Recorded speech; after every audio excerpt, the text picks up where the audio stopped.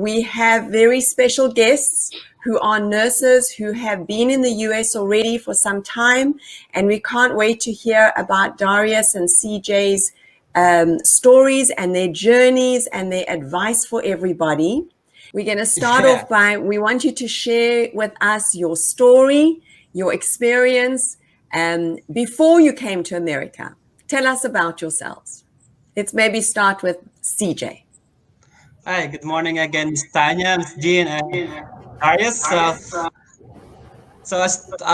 I became a nurse 2009, and I started my nursing journey to be here. I call it American Dream, so I think everybody call it American Dream. I processed my NCLEX exam 2016, and then luckily I was able to pass the exam that year. And it's my number one goal to be here in the US, but unfortunately it took me 7 years to finally make it happen because 2009 there was so many nurses in the Philippines, and it's very hard to find a job during that time. And I even volunteered for a year in a hospital in our province to have a bedside experience. So second thing, that's why I didn't initially take the NCLEX exam is because I heard that there's retrogression. So I was waiting for the perfect timing to take the exam. And yeah, so I heard from my friend around last quarter of 2015 that US is beginning to open. So 2016, yeah, I decided to pursue my American dream. And yeah, the process for me since passing the NCLEX exam started 2016. So I can say that I'm very lucky because 2016 I was here August 2019. So it only took me 3.5 years to be here in the US. So I know some nurses waited for a decade to be here, and I was very blessed that I only waited for 3 years. But I can say that my process during that time is like really a roller coaster ride. It's a waiting game for me. Initially when I take the NCLEX exam, I know that it will be a waiting game.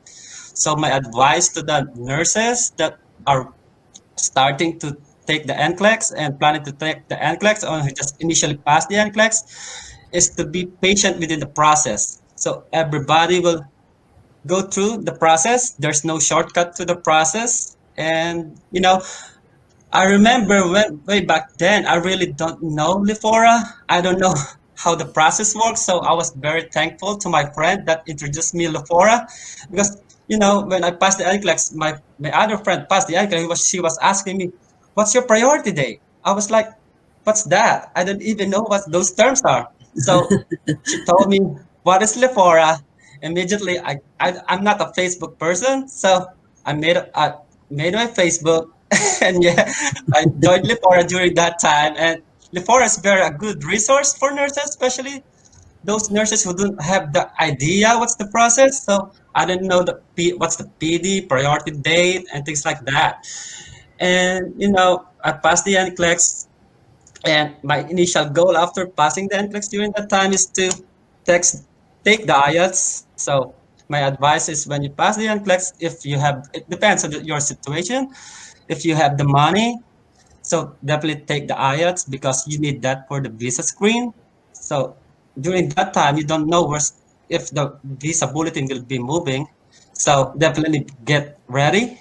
Get ready for all the documents that you will need to make your American dream happen. And also for my process. So, Well, CJ, before you get to your process, I just want to welcome all the nurses that are watching you because you use the word roller coaster, and I think roller coaster is really the appropriate word, and everyone can agree. And we yeah, have so many people who are watching today: Paulo, JM, Myla, Jonard, Milanis, Jomar, Blessy, Romina, Myra, Elma, Gressel, Daria, Jama, Teresa, Frail, Malalala, and I hope I'm saying all the names right. Edgar, Jean, Shajani, Roqui, Nestle, Aimi, Juan, Glacial, Shan, Doyosa, Lomi, Ruth, Ruth, Mark Anthony, Raquel, Victor, so many people watching today. Please, if you have questions, everybody, put your questions into the chat for the guests, and I will try my best to get through as many questions as possible. CJ, before you move on to the next leg of your journey, let's hear from Darius and hear how his journey began. Okay, hi everybody. So, I have like similar, almost similar story with CJ. So I graduated my bachelor's in 2006. So and then after that, I worked for 2 years as a pediatric nurse. And like CJ, I also started as a volunteer because during that time, nursing students, there were a lot of nursing students that time, and it's like a competition, to be able to get into a hospital. And the only way for you to be hired or absorbed by the facility is for you to start as a volunteer. So I started as a volunteer, then the facility absorbed me, and I worked there for 2.5 years as a pediatric nurse in pediatric ICU. Then I ventured out from my nursing career. I went to, like, maybe a lot of people can relate to me. I also ventured in a BPO company for a year until I was able to get, a job. I became an educator for nurse licensure exam. And but unlike CJ, my initial plan was just like to take the NCLEX and not really go to the States. I just want to take the NCLEX so I can teach the NCLEX. It Wow. wasn't really inside my mind, like to go abroad, work anywhere. I'm happy with. I was basically like, of course, I was happy and thankful with what I did before for many years. But I just realized, like, around 2017, I met a previous student who, just opened my mind about, like, hey, sir, are you not having, are don't you have any plans to go abroad? I mean, you're intelligent, you're experienced. I guess you will be useful in another country. And I just said to myself, like, I'm not really sure yet, but it sometimes crosses my mind, to work. And of course, like CJ, US is really my target. When someone will ask me if I were to work abroad, which country will I choose? Of course, and I will always say, like, I will work in the US because I've been hearing like a lot of great things. Healthcare is great and all. So just like CJ as well, I started my application, I think later than CJ's. I started my application, if I'm not mistaken. I could not really forget it. It's February 14, 2017. It was Valentine's Day. Valentine's Day. And It and I have was your and gift to yourself, Darius. yeah, Your and love letter to yourself. right, and I was having a date that time in a restaurant. So I that's the time that I submitted my application, and I guess USCIS got my application Feb 2017. And like you, CJ, it was also a coaster ride.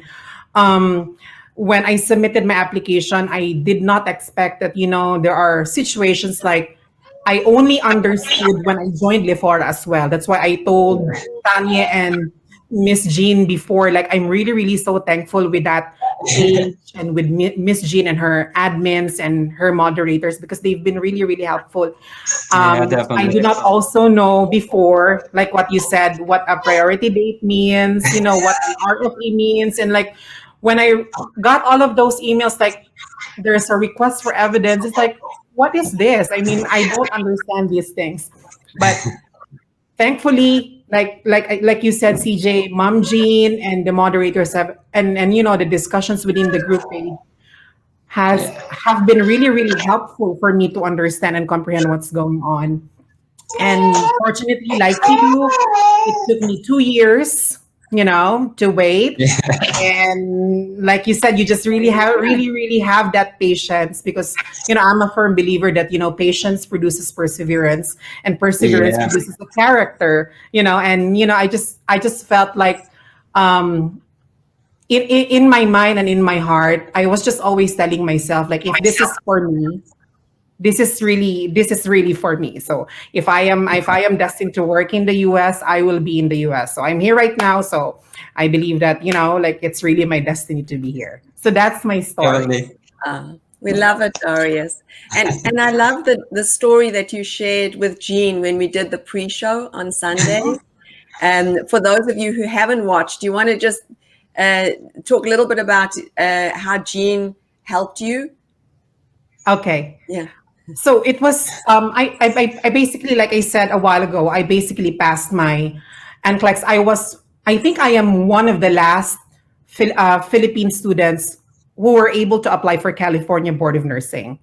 And because of the concurrency issues, the subjects, when you want to work to California, they have to like measure if this is concurrent with California's curriculum. So I was having a hard time, getting my license because I don't have an SSN.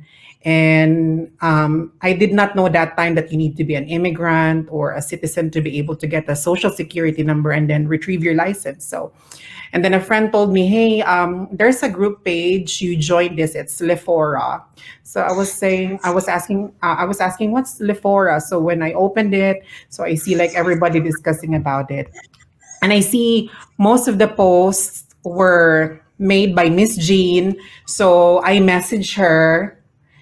I think that was in my other Facebook account. So I messaged Ma'am Jean. Ma'am Jean, I have a question. How do I reciprocate my license to Texas, because I don't have a license. But Mom Jean explained to me that, you just have to show them your pass letter, make sure you meet the requirements, pay all of these. Mom Jean, step by step, she told me about what to do, what fees to be paid, who to contact. So, and she, like I said, Lefora and Mom Jean herself was one of my great resources to do it. And it gave me like hope that I would be able to, like transfer my license. So luckily I was able to transfer my license to Texas. So I got my license from Texas, and it was that point that I told myself, like, um, I think God is planning something great for me. So since I got that license endorsement, I guess He is, doing something for me. And right now I am here in the US. So that's my story about the Lefora. I love that, Darius. I really do. I think it's such a beautiful story. And I know Jean was surprised. She didn't even realize, because she helped so many people. How many Right. helped Yeah, you?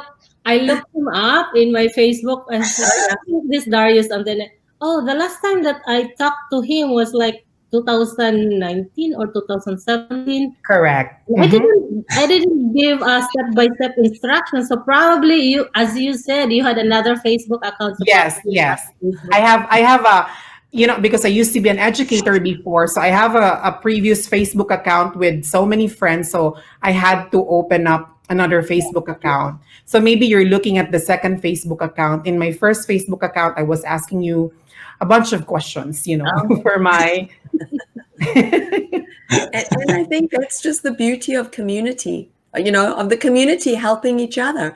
I know when I came to America, I came here 20 years ago. On the 4th of July, it was 20 years. I always tell the story because it was such a significant date for me. Yours was Valentine's Day. Mine was Right. 4th of July. And if it wasn't for the community, or my sister lived here and I had friends that came from South Africa, I would have been like so overwhelmed and so stuck. I would never have been able to manage it. It felt like landing on a new planet. It's like landing on Mars, right? I mean, Yeah. it really is culture shock is a real thing. CJ, do you want to tell us a little bit about the first days of when you arrived in the US, what that was like for you? Any funny Oh, yeah. stories? So I can really never forget our first day. So I came here with two more nurses from my agency. So, the first day, there are several things we have to accomplish. So the first thing that our agent told us, we have to have our SSN number.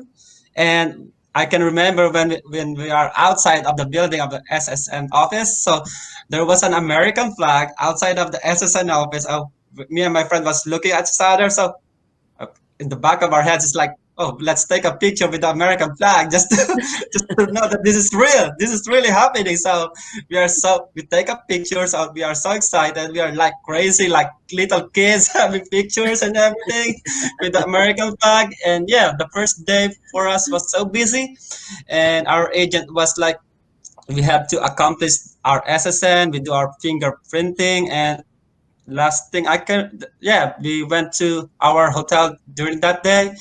And my expectation when I came here in the US is like, I work and live in Manila. It's a big city, but I was surprised here. I was currently here in the state of Virginia, and Virginia Beach and Chesapeake. So when I got here, oh, I was expecting large buildings, tall buildings everywhere. I was like, oh, maybe my perception of America is like that. So it all changed. So I said to me, oh, this is like Tagaytay, if you know Tagaytay way back home, and Santa Rosa, Novali. It's like that, or Baguio. So my state is currently like that, but I love it. I like my state right now. It's very peaceful and very laid back. Yeah. So that's So what I can remember. a lot of joy and a lot of surprises. Mm-hmm. Yeah. And it's interesting that you bring up, mandatory the first day. yeah, Right. and lots more to come. And it's interesting that you bring up the state, CJ, because we actually have an exciting announcement for the Lafora Talk Show. We're going to be starting a new segment where we're going to be interviewing guests from different states and talking specifically not about the journey, but more about the state that they live in. Because I think in the same way as, both Darius and CJ had said, like, coming to the US, you have to almost learn a new language. Like, what is the priority date? What is the visa bulletin? Right. What are all of these things? The same thing about the States, because there's the States is huge. It's huge, and it's almost like different countries within a country. So to educate about yourself about what is Virginia like, as opposed to maybe what you've experienced back home, or how does that differ to Texas, or where Gene is, or California, where I am. Mm-hmm.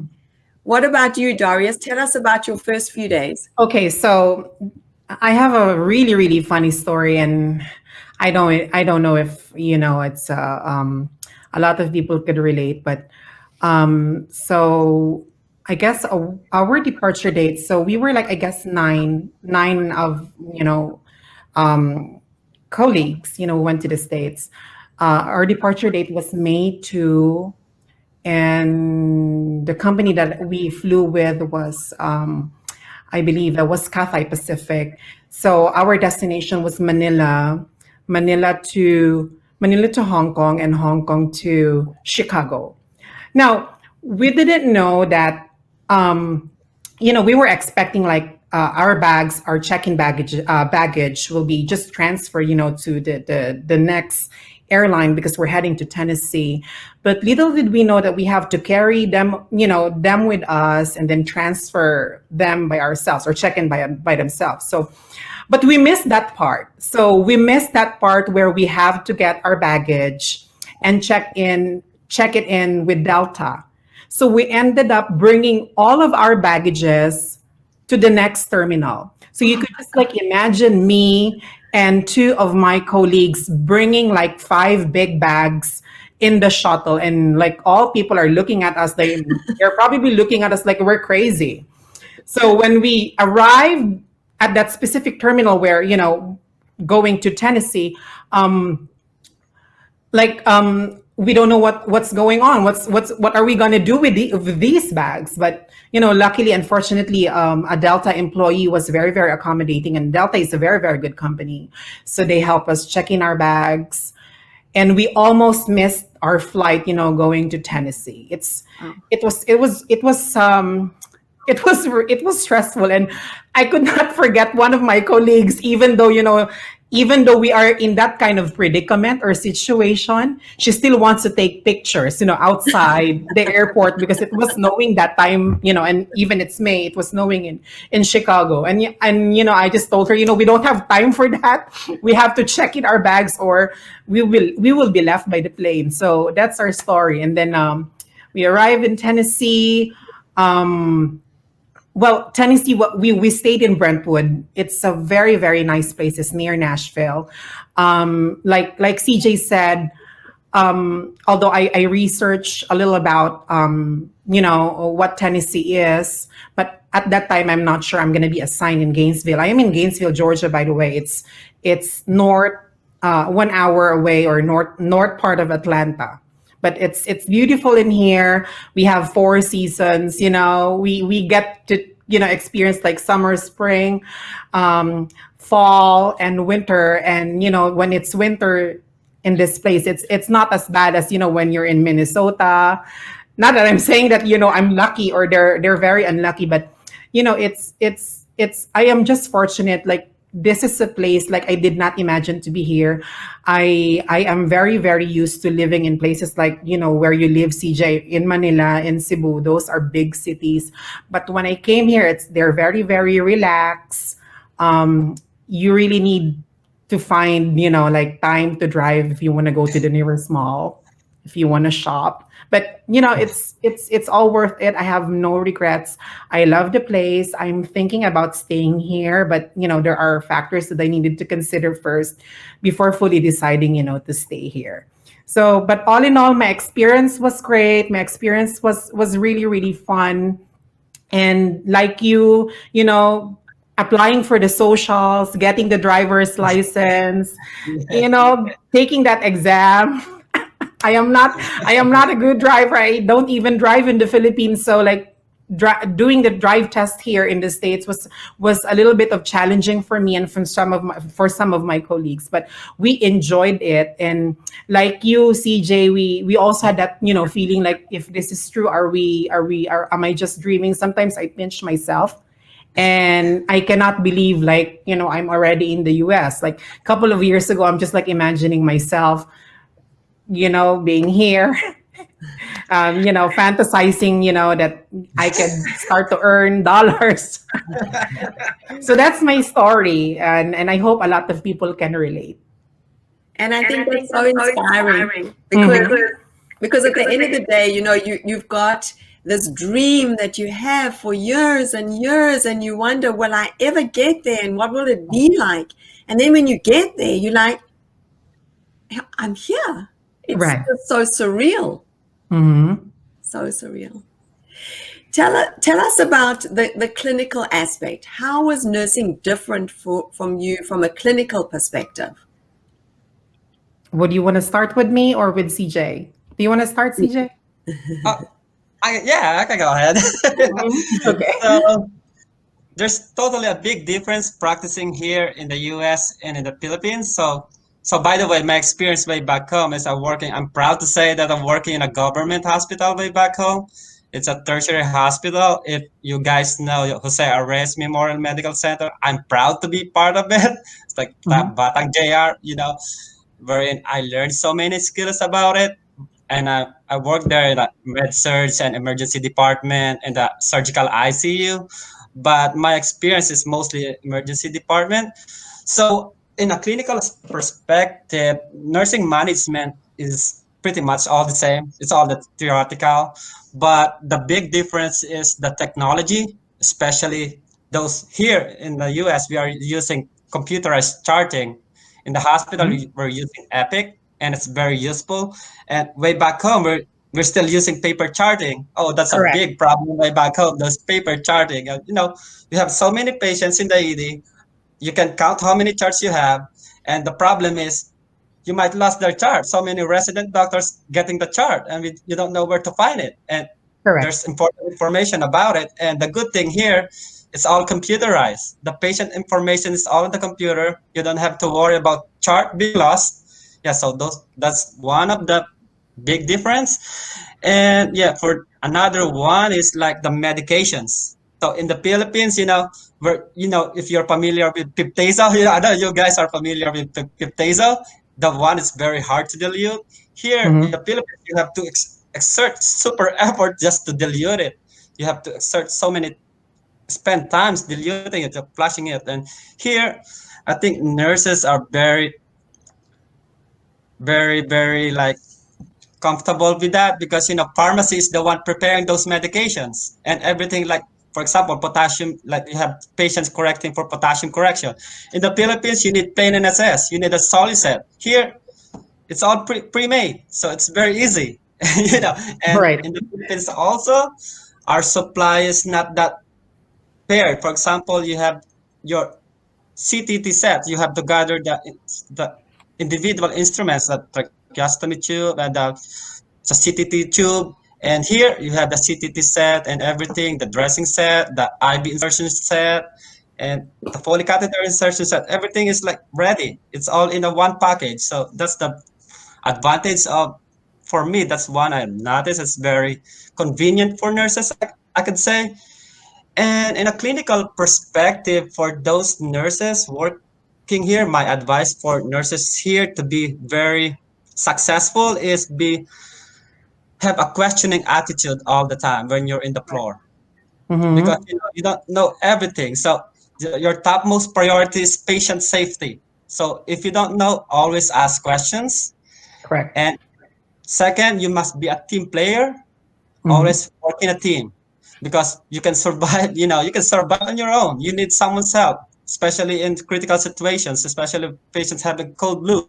So you need help. You have extra nurses to help you. And yeah, and be flexible and always have a positive attitude. And other thing, you must be very respectful to everyone. Respect your patient, top and foremost. Respect patient, because in that way patients will also respect you. You have a good relationship, so establish trust with the patient, create respect, a good environment with the patient. So I can say those things are very important when you're in the nursing floor. So yeah, but never forget, before you go to work, always start with a prayer. Yeah, I always do that every morning before I go to work. Yeah, I want to be, oh Lord, I need to be safe because I want my license to be safe, I want my patient to be safe. So I always pray before I start to work. And so when you're working in the hospital, my best advice also is to come early in the hospital, because in the hospital you have to read the charts. Here in the Philippines is different. Most patients ask questions directly to the doctors. Here in our floor, I currently work in the hospital. So relatives will call you, they will ask you for some updates. And so you have to know most of the important details. So that's why the important reasons why you have to read the patient's charts ahead of time, so that when family member call, you have the answers and you have research what to do with the patient. So yeah. And other thing is, when you're in the patient bedside, I can say the most important thing is always follow the ABCs of life. ABCs of great ABCs like airway, breathing, and circulations. Always follow that. And you always Mm-hmm. have to have critical thinking skills. So Mm-hmm. prioritization too of seeing your patients. Always prioritize who was the first patient to be seen first, because ABCs always apply that when you're in the floor. Yeah, that's all. Those are great tips and great advice. I love how practical and specific you are, Right. CJ, because I think that will be helpful. Thank And you. was there, what were they think, was the clinical side the way you expected it? I mean, you might have heard some of these things before in Manila, or when you were living in the Philippines. Was it what you expected, or was it very different to what you thought it was going to be like from a clinical perspective? So from the clinical perspective, because I was working in my hospital way back home, I can say that I see so many patients here. I can say that here the patients are more benign because I'm not working in the ED. Here I'm working in a cardiac telemetry unit. So like here in the Philippines, if the patient is intubated, some of them stays in the ward. But here in the US, they need to be in the ICU. So Correct. probably because of the healthcare system way back home, because the lack of beds in my previous hospital. So I think patients are more safe here because if you're intubated, you'll be in the ICU setup. In the Philippines, you have to wait for the beds vacancy in the Mhm. ICU. You stay there, so it's Yeah. very unfortunate for patients being in a ward and the ED, just waiting for the bed to be free in the ICU setup. So yeah, and also here in the Philippines, you work in the hospital. I experienced having one. I am the single nurse. It was night shift. I got 50 or 60 patients during that night. Here, the maximum patients you can have in the hospital setting is five or Yeah, five or actually six. six, Mhm. 5 or 6 patients. So I think the nurse patient ratio is very nice Six. in here in the US because you want your license to be safe. That's why you're here. You need to earn money. You have to Yeah. protect your license. So I think it's very safe to nurses having that nurse patient ratio. So Yeah. That's really interesting. The things that were a surprise for you, Jean and Darius. But do you have the same? Did you also have like certain things that's? I know Darius is going to tell us about his experience on the clinical side. But were there things that surprised you that you didn't expect? Yes. Well, like what CJ said, in a clinical perspective, he did mention the same things that I would like to mention the charting. We're also using Epic. So everybody has we're using electronic health system or electronic health records, so everybody can see the chart. I mean, unlike in the Philippines, we still do paper charting, and but the only disadvantage with the electronic health charting, as I know, is like everybody could get access, and privacy might be violated. But here in the States, it's we're trying our best to make sure that we're not violating HIPAA rules. So in a clinical perspective, I would say that here in the US, we treat patients aggressively and, of course, safely, and how we treat our patients in the Philippines. One of the things that really, really surprised me and confused me at first while I was working on the floor is, when they have rapid responses. Here in the States, they have like rapid response teams. So they have this specific team, a group of doctors or nurse practitioner, respiratory therapists, phlebotomies, and ICU nurses who just, respond to any distress call. Like you can call them at any time if you are, if you do your assessment and you're seeing some, not good signs to your patient, you can always call a rapid response team, and they will rush, going to the patient, do all of these stuff. And the first thing that really surprised me, and it was also confusing on my part, like an advanced practitioner, a nurse practitioner was, doing all the things, and he or she is not even a doctor. And but he can order things, he could tell you things what to do, and etc., etc. So it was actually like you said, Tanya, it was like it's also a surreal experience, having to be, realize that, an advanced care practitioner or nurse can do this. So it actually inspired me. That's why I'm in school right now, taking it. wow. Wow, that's impressive, And Darius. right. So but like CJ said, the way we function here clinically, we are guided by algorithms and protocols. So there are things that we don't have to ask the doctors what to do, such as what he mentioned, like if they have low electrolytes, we could just follow electrolyte protocols. If we suspect that they have infection, we just follow sepsis protocol. If they're like this or like that, we just have to follow a protocol. We have tons and tons of protocols to follow. So that is also like my advice to nurses when you come here. So that's one of the clinical difference that I could see. We function here most of the time based on algorithms or protocols. And there's tons of protocols that you need to remember.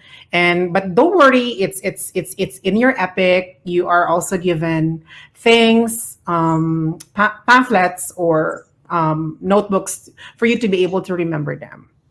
On a nursing side, what really surprised me as well in here in the US is the amount of accountability and responsibility that they give you. This is in relation to what CJ said. In the Philippines, we have a very, very bad ratio of nursing to patients, like 1:50. I've experienced that myself when I was in the pediatrics department. I am the only nurse with 80 patients. Oh my God. And sometimes there are like two nurses for 80 Wow. patients. My job is to charge. I have to document everything. The other nurse job is just to medicate. So we're always using functional nursing. But here in the States, no, you are if you're bedside and like med surge, medical ICU, you're only responsible for like 1 to 5 patients. So I guess by that standpoint, I see the reason why they put more responsibility and accountability, which is, we know for a fact that accountability is always commensurate to us. Um, it's because we are only taking care of, limited patients. But the advantage of that is we get to assess our patient thoroughly. Yeah. And like CJ said, here in the States, it's the other way around. In the Philippines, doctors know their cases really well. I mean, their patients. Here in the States, doctors expect you to know what the case or what the patients, what are the complaints of your patients. So they would usually ask you, like one time there was a distress call, and like, I was just really like surprised and like standing, near the wall, because he asked me, what's the admission diagnosis? What's the history? Is he CHF? When was the last EKG? I was just like, I don't know.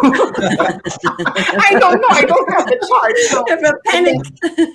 right. It's like, I was stunned, like, oh my God, why is he asking me all of these things? It's because, here they have a notion that when you're the primary nurse, you know about your patient. So, I mean, probably not everything, but you need to know their allergies. When was the last time they did this? When was the last time did that, this procedure? And it sometimes would depend on which doctor or practitioner you will encounter. Like, I have this specific nurse practitioner who will always ask me, Darius, when is the last echo of your patient? So whenever I call him or page him, I would usually look into the chart first, and check when are these things. And we follow S bar, because if you don't do S bar, you will get a letter. And it's Oh my not a nice letter. You know that, CJ, right? Yeah. When we try to raise concerns, we have to follow S bar. We have, like what you said, you need to have that ARC. We follow ARC. It's an acronym for a questioning attitude, clarifying questions, and you need to ask whenever you don't know, because you cannot know everything, Yeah. And, even though you are 20 years nurse in the Philippines, even though you're considered the Florence Nightingale of the Philippines, or the Anastasia Giron, or whatever they will tell you, once you arrive here in the US, you will be as novice as everybody, Yeah. because of the protocols. Even like looking for their IV pumps and IV lines, it will drive you crazy, because like they have different storage rooms, and different Yeah. codes. But like CJ said, it's different. Just a brief summary in terms of accountability, responsibility, aggressiveness of treatment. The way doctors treat us here is we are more of their collaborative partners, right, CJ, Ma'am Jean? Yeah, definitely. They look at us as equal. I'm not saying that we are being looked down in the Philippines, but the way our structure in the Philippines is that doctors are more superior than nurses. But here it's not the case. They look at you equally educated, equally knowledgeable, and equally responsible. Yeah, That's all. that is correct. That is really correct. Yeah, I think that's great advice for everybody to bear in mind, because I think there are so many differences, and sometimes it's the little things altogether that can be so stressful. So if you Right. know ahead of time, and that's why we do the Lafora talk show, if you Mhm. know ahead of time that that's what the expectation is, you can kind of get your mind around it, and the Right. decision is not as bad. And Jean or Darius or CJ, is there anything that you think that a nurse, if you were talking to, well, you are talking to thousands of nurses all over the world, but if you speaking now to a nurse who's in the Philippines, who's in the UAE, who's in the UK or Canada, wherever they are right now in the world, and they say, okay, well, that's interesting for me to hear how I'm going to have to think and how I'm going to operate as a nurse. Is there anything that a nurse could do while they're waiting that you wish that you had done from a clinical perspective? Let's start with Mom Jean. Jean. Theoretically, all the things that we do here are like book based, or yeah, something like that. So if you come here in the US, you have to be an open minded. You need to like learn everything like by the book. So Right. like those protocols, like the heparin drip, all those things, I think they are based on the books. So Correct. you have to take time to study, not really everything, but at least know something about it.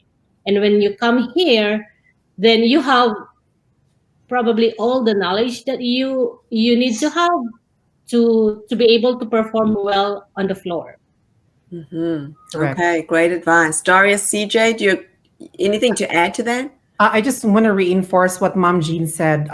So she was just trying to say that what we do here is book based, and I think the how do we put this? It's evidence based, Mom Jean, Yeah, right? Because it's yeah. published. So our practices here change from time to time based on evidences. So just like, for example, even though when I was an educator before, I thought like, oh, I maybe know this, I know this, but when I took to read this book, it makes me feel like, oh, I think I'm dumb. I don't know this.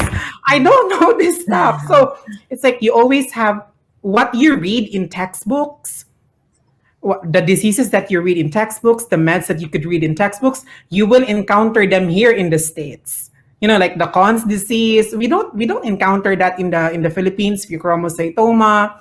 We don't encounter malignant melanomas, etc., smile protocol. But here, whatever you read in your textbooks, you will encounter that here in the States. So just like Mom Jean's advice, read in advance. Prepare yourself mentally, physically, emotionally, and spiritually.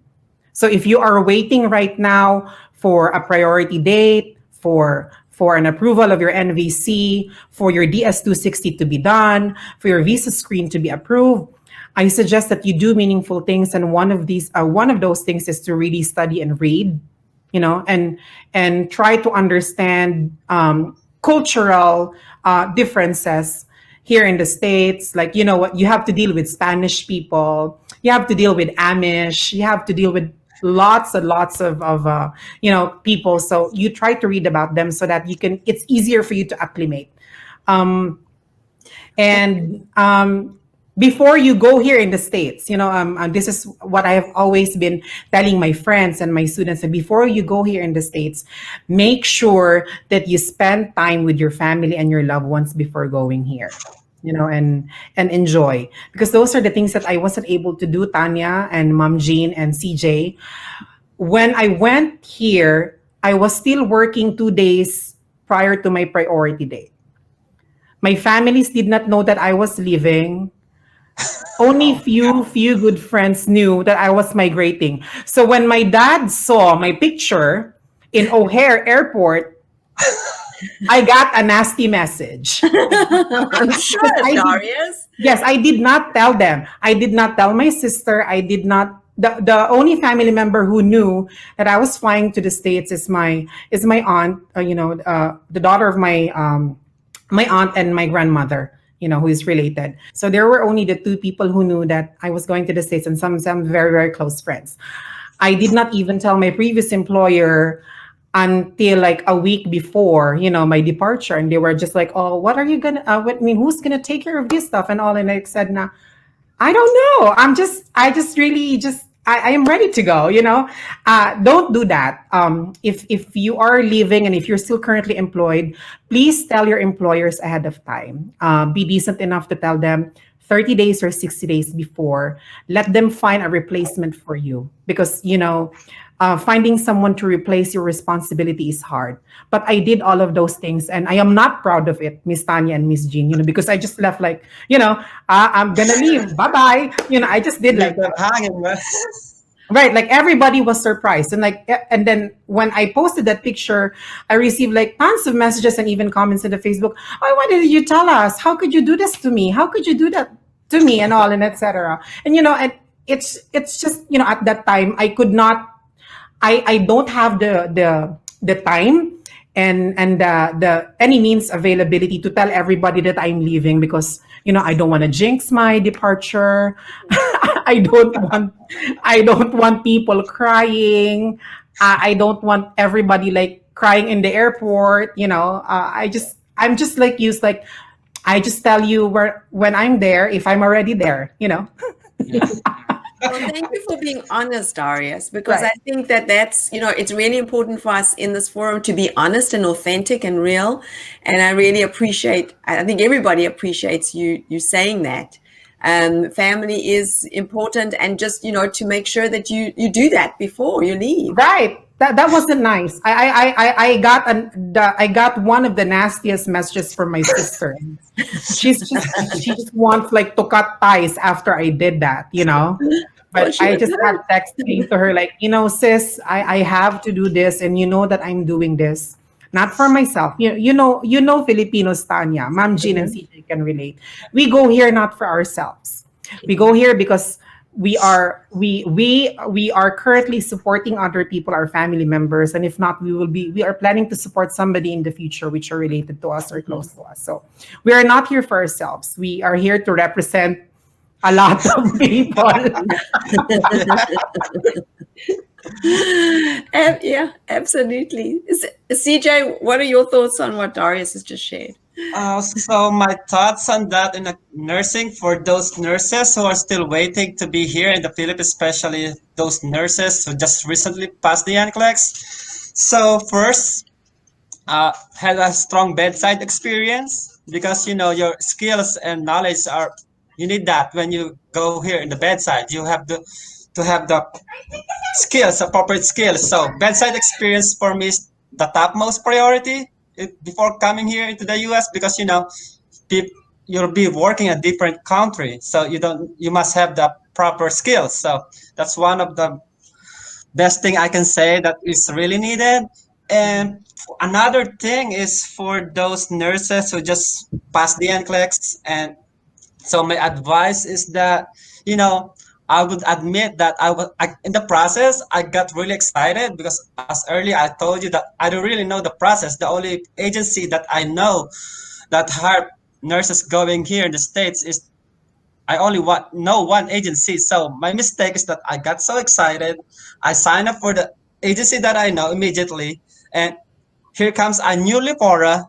I learned so many things in Lifora. I was able to know this direct hire nursing. So there's so many advantage of that. So direct staffing agencies that you will be directly employed to that agency versus direct hire nursing. So if I would be given a chance, I would choose direct hire nursing for me, because you will be directly employed to the hospital. The hospital, there's so many differences of that and advantages. So other thing is that my advice to those nurses, because uh, when you shop for agencies, I was telling this. I was thinking about this. This is my greatest mistake. I didn't really shop for, like, look for so many agencies. I was so excited to admit. So you have to submit your resume to different agencies, and US needs so many nurses right now. So you want yourself to be the best position. So apply to so many agencies, check their profile, check their contracts, and be sure to sign up the right agency, the best agency, because for example, this agency A offer, like, you have to have 3,000 hours to complete your contract. Ooh. So however, this agency B, you can, it's all the same, 3,000 hours, but the difference is the other agency can, like, if you do overtime, you can finish your contract in a small amount of time. Some agencies offer that, but most of the agencies, I think, is like just offering those, like, your overtime hours will not be counted to regular hours. So the nurses are very disadvantaged with that. So be careful to, because nurses, be careful with that. So choose the right agency and review the contract, especially like those bridge contract. So always look onto your contracts, and always be choose the best agency. That's how I can advise to you guys.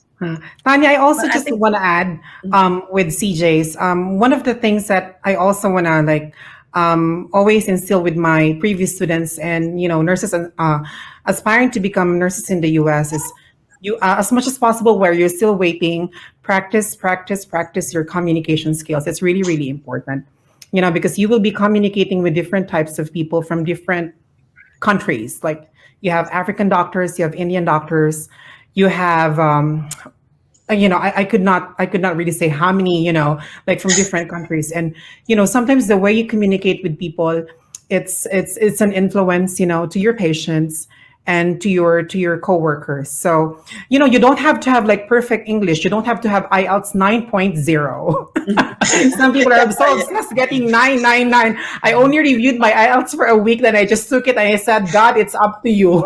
So when the evaluator said okay, when they gave me an 8 for the speaking, I was so happy about it. Well, I you just can be want happy about that, Darius. it's It's great. I'm just, you don't have to be perfect in how you pronounce words and all, and don't get offended when people will try to correct you. Be like Mom Jean said, be an open book, be open for corrections, because these people are not trying to demean you or trying to discriminate you. They just want the best for you. And sometimes when even with people would sound like what demeaning or somehow discriminating in a subtle way, just don't take it like too much. Just transform it into something that would inspire you to be better as a nurse. I mean, I have patients are different, especially when you deal with dementic patients. You will hear all not the nicest words in the world when you deal with them, and especially with sight issues. So prepare yourself to hear those words. Never in my life, I have heard like the F word being told in front of my face. But here almost every day. Like Wow. when you deal with, but I'm not dealing with oriented patients. I'm dealing because I'm in a GI floor, and I'm working now in a hospice. So and then and these patients are confused, trying to get out of bed, and you will always have to call security like almost every hour, just to confront these patients. So be prepared before going here. Mentally, you have to be strong. And relating to being strong, you will be alone here. It's not like in the Philippines where you can just text all your Berks and your friends like, hey, I'm sad, I want a drink. That's not gonna happen here. So try practicing, like like picturing yourself like you live alone. But of course, don't close yourself from making new friends. It wasn't hard for me to make friends. I have American friends here. I've met a lot of great American friends here, and of course I have like some Filipino friends that I did not expect to be, of course, very very close to me. So, and one last thing before you go here, if you have like unsettled transactions, responsibilities in the bank. One of my biggest mistakes is I have properties in the Philippines, and I did not just think like transferring it to my name. So it gave me a headache. I was here in the States. I'm thinking about all of those things. So whatever responsibilities you have in the Philippines right now or wherever you are, try to settle them before going here, because that will give you peace of mind. Yeah, Right, CJ? I know you have yeah, some definitely. responsibilities. Yeah, Mm-hmm. CJ's laughing. He's agreeing, I think. Yeah? I'm can sure you hear Mom me? Jean too. Especially if you have a lot of credit card debts, Yes. or you can like when you come here, you will be earning a lot, so there will still time for you to send back home and pay your debts. Correct. Run away from that. Right. Don't run away from responsibilities. They will haunt you. That is true. Very wise words from the guests and from Jean today. I think just a few things that I just wanted to pick out that both CJ and Darius said. One was, I think it was CJ who was speaking about the different agencies. There are many reputable agencies. So whether they're on the staffing side or the direct hire side, there are many reputable companies, and there are advantages and disadvantages either way. But I think the main message is really what CJ, I think what you were saying is that you've got to educate yourself. Right. Educate yourself Yes, about definitely. what the different options are, what the benefits, what the pros and cons of the different options are, and read the contracts. Make sure to educate yourself. So I just want to clarify that because I think that's important Right. for everybody to hear. The other thing also is just talking about like the communication, and I think many nurses. They kind of focus on the IELTS. It's just about the IELTS, get through the IELTS, and then that's it in terms of the communication. Right. And I just wanted to highlight what both CJ and Darius were saying is it's more than that. It's communicating and building your skills, not just your clinical skills, but also your communication skills for when you get here, because you're going to be dealing with different nationalities, different accents, and it's not just about the IELTS. So, I just wanted to clarify that because I think that that's important for people to be aware of. Correct. Yeah. Okay, we are at an hour. Time has flown, and I have so many more questions that I wanted to ask you. Sure. And Darius and CJ, Jean, any final words or anything in terms of culture shock? Any advice in terms of culture shock specifically? Because I think that's something that a lot of people struggle with, especially in that first year. It can really be, I don't forget who used the word, I think it was Darius used the word roller coaster, but it really can be a roller coaster. Any final words in terms of culture shock and what to prepare for, how to prepare yourself? Darius. Sorry. Me, what was the first thing? Actually, it's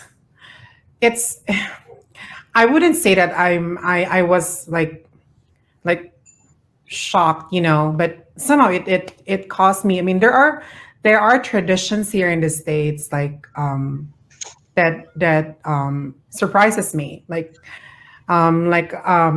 is just an experience that I want to share. In the Philippines, when you are the birthday celebrant, it's your job to treat everybody, right, Ma'am Jean and CJ? You, Yeah. whoever invited you, but since it's your birthday, it's your freaking job to treat all of them. But here in the States, I, it was another way. I mean, there's a gray area on how we treat celebrants here. Like when you're the celebrant here, if, for example, Miss Tanya has the birthday is the birthday celebrant, and I was the one who invited her, I should be responsible for treating her. Right? Or the friends will, share money to treat Tanya. But in the Philippines, it's not like that. It's like the Tanya will always treat The other us. way around. Right. No matter what happens, it's your job as a birthday celebrant. And and in occasions as well, when people invite you here, like, hey, I'm gonna invite you for a cake in my house or in my apartment. So when you go there, you only expect a cake. Don't expect a drink. Don't expect a wine. Don't expect a salad.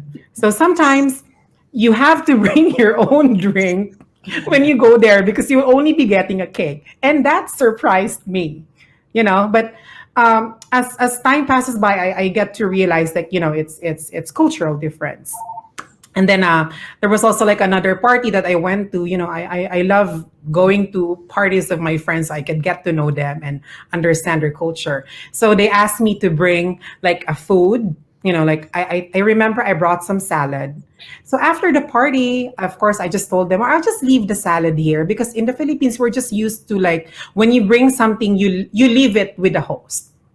And I was just like surprised, like some other guests, they were trying to bring back their food that they brought for the host. And Really? I was like, what is That going was funny.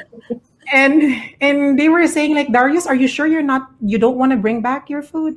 I said, no, it's for you. Why would I try to bring it home? I already given it to you, but it's like I said, it's culture, and it's one of the difference here in the Philippines, but I think Yeah. it's minor. Maybe majors also, like in the Philippines, it's September right now, and we celebrate Christmas early, right, Miss Jean and Yeah. CJ? Like September, we start the Christmas songs, and I was telling my friend, I want to start decorating my apartment with Christmas decors and all that because it's September. And the first comment I got from him is, you know what? If you do that, you're crazy.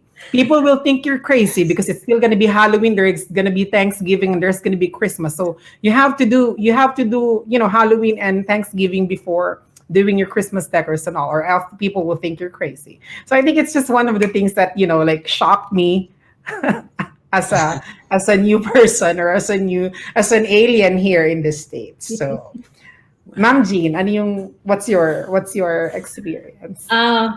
The F word. Don't get so offended. Don't get offended right away when you hear Right. the F word, because the other nationality, or like Latino, they say that F word every day. It's like part of their sentence.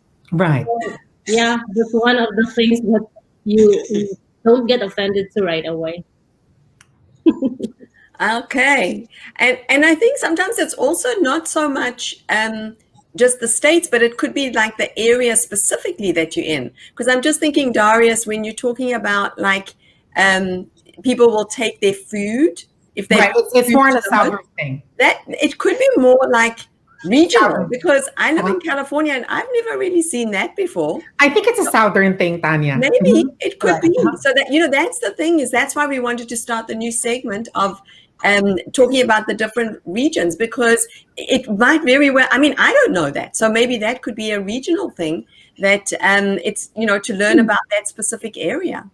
Right. CJ? So one thing, the cultural difference that I noticed here, I came here with a 5-year-old son, so he need to start school when we got here. So the one thing I noticed is that the school here, the teachers here are making your child to be independent in an early age. In the Philippines, for example, in the Philippines, it's the first day of school of my son, so I can go with my son inside his classroom. But here in my state right now, so I remember the first day, so the teachers told me that you're not allowed to enter the room of your son. So for me, it was really shocking, because then at early age they want your kids to be independent immediately. So I think that's the best cultural differences that I encounter here. Okay. And it's interesting that you say that, because I'm just thinking back to my kids. My kids are 28 and 24. And I remember the thing that was shocking to me, and I've actually forgotten this until you mentioned it, CJ, is that they also, in the American culture, they get the kids to speak up in class. Like, I came from South Africa. You weren't really like speaking up in class. You weren't like taught to like stand up in front of the class and speak, and each person have their say and kind of be on a platform, which really is something that builds confidence in Mhm. kids. We never experienced that in South Africa. So that for me was something that was kind of different and shocking. It was Surprising, I really would say, more shocking. than shocking, but Uh-huh. surprising on the kids' side. So I think the culture is just very much about independence for the kids and confidence for the kids. Cultural difference. Yeah. Mhm. Can I also add, Tanya, just like one shocking for me. In way back in our country in the Philippines, Ma'am Jean and CJ, when our parents get old, we still take care of them, right? I mean, they stay home. Yes. But here in the States, they don't be surprised that, kids sending their parents in a nursing home, in an assisted living facility. I mean, sometimes we tend to sympathize more to the patient, and I would sometimes ask myself, how could you do this to your mom? Just like leave her here, and how could you do this to your dad? Just like let him live alone in an assisted living facility, and he's gonna fall, and you're not gonna even visit him, because in our culture, like when a family member, especially our father, our mother or grandmother or grandfather, when they get sick, we usually take the responsibility to take care of them, and for the most part, unless they needed like care in the hospital, they usually just stay at home. So don't be surprised. Like it's a trend here. Like because many people are busy with their lives, with their personal lives, and they have their own families. It's normal for people to send like elderlies, their loved ones, their mothers, their fathers in a nursing home, assisted living facility, or what have we.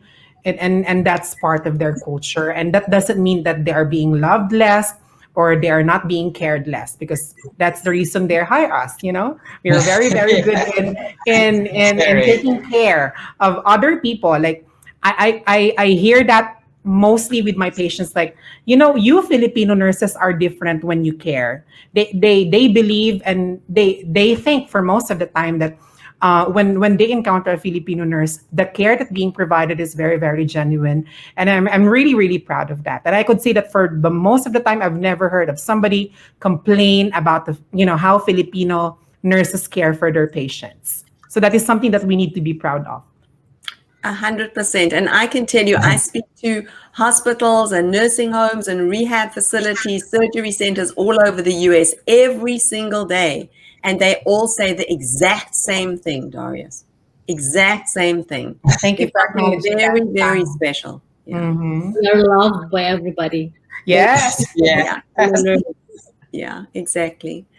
Well, this has been such a fun, informative, just real, authentic discussion. I just want to thank Darius. I want to thank CJ, thank Jean, thank the rest of the Lafora admin team, and for everybody watching. We've had hundreds of people that have been watching today. Right.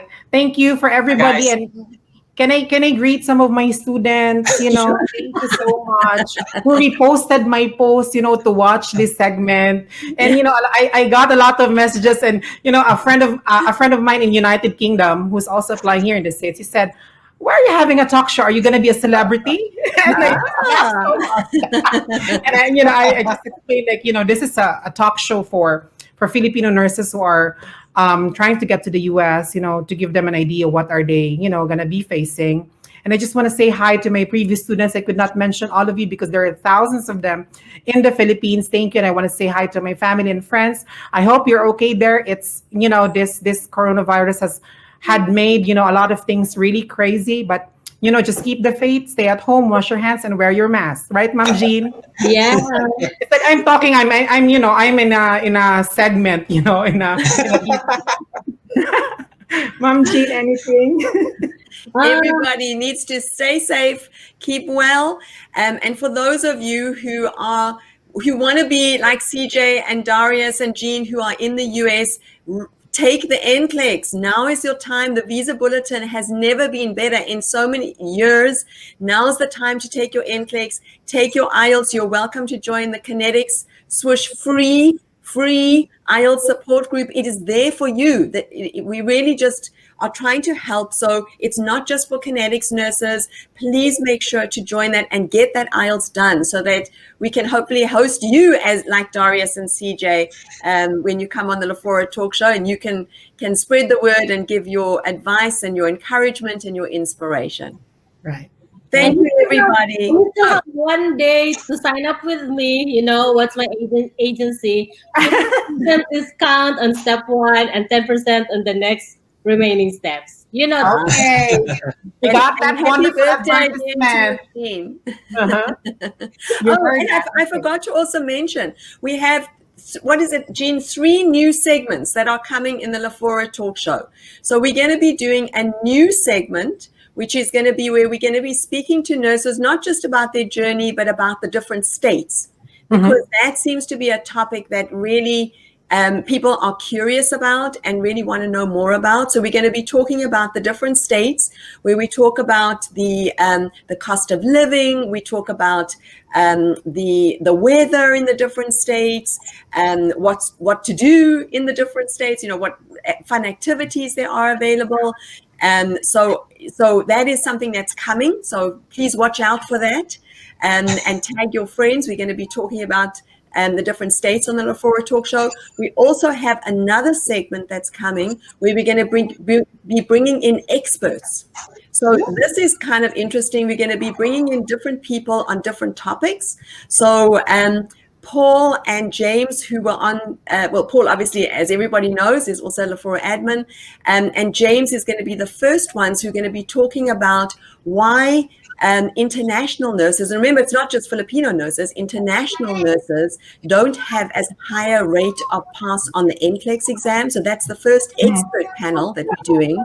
And then we're going to be bringing in other experts like how to buy a car in the US, what is credit history, just learning different topics and bringing in various experts. So the LaFlora Talk Show is growing and developing, and we're very excited to be able to help so many people all over the world. Thank you so much, Miss Tanya, for this opportunity to be able, to share my side of the story. And thank you, CJ and Mom Jean, for sharing stories too. Thank you. Stay safe, everybody. You too. Bye-bye. Thank you, Laura. Thank you, Dephora.